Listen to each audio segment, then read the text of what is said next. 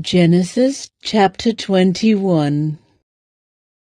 The Lord kept his word and did for Sarah exactly what he had promised.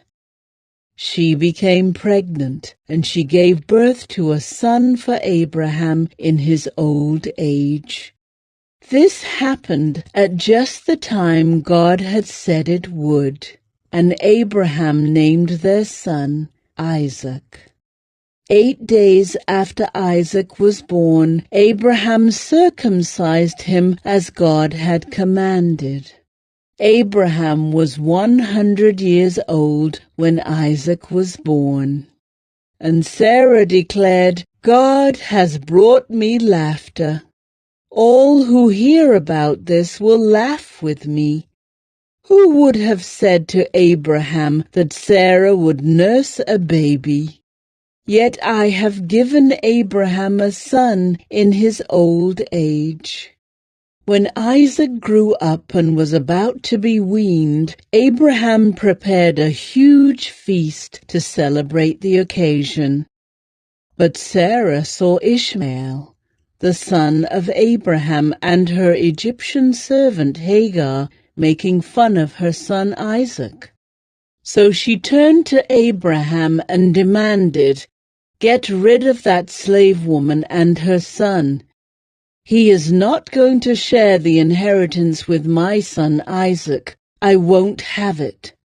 This upset Abraham very much, because Ishmael was his son. But God told Abraham, "Do not be upset over the boy and your servant. Do whatever Sarah tells you, for Isaac is the son through whom your descendants will be counted.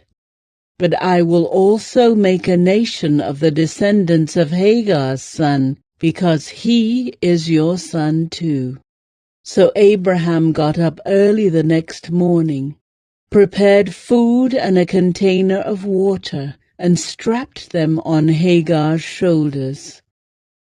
Then he sent her away with their son, and she wandered aimlessly in the wilderness of Beersheba. When the water was gone, she put the boy in the shade of a bush. Then she went and sat down by herself, about 100 yards away. "I don't want to watch the boy die," she said, as she burst into tears. But God heard the boy crying, and the angel of God called to Hagar from heaven, "Hagar, what's wrong? Do not be afraid. God has heard the boy crying as he lies there.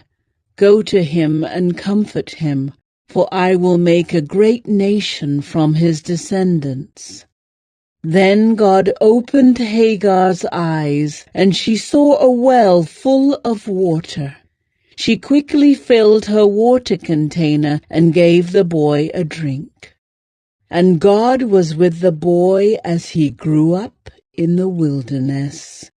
He became a skillful archer, and he settled in the wilderness of Paran. His mother arranged for him to marry a woman from the land of Egypt. About this time, Abimelech came with Pekol, his army commander, to visit Abraham.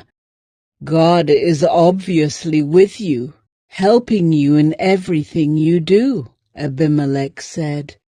"Swear to me in God's name that you will never deceive me, my children, or any of my descendants. I have been loyal to you, so now swear that you will be loyal to me and to this country where you are living as a foreigner." Abraham replied, "Yes, I swear to it." Then Abraham complained to Abimelech about a well that Abimelech's servants had taken by force from Abraham's servants. "This is the first I've heard of it," Abimelech answered. "I have no idea who is responsible. You have never complained about this before." Abraham then gave some of his sheep, goats, and cattle to Abimelech, and they made a treaty. But Abraham also took 7 additional female lambs and set them off by themselves. Abimelech asked, "Why have you set these 7 apart from the others?" Abraham replied, "Please accept these 7 lambs to show your agreement that I dug this well." Then he named the place Beersheba, which means well of the oath, because that was where they had sworn the oath.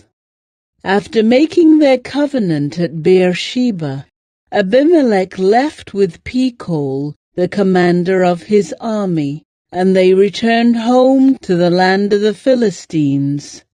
Then Abraham planted a tamarisk tree at Beersheba, and there he worshipped the Lord, the eternal God.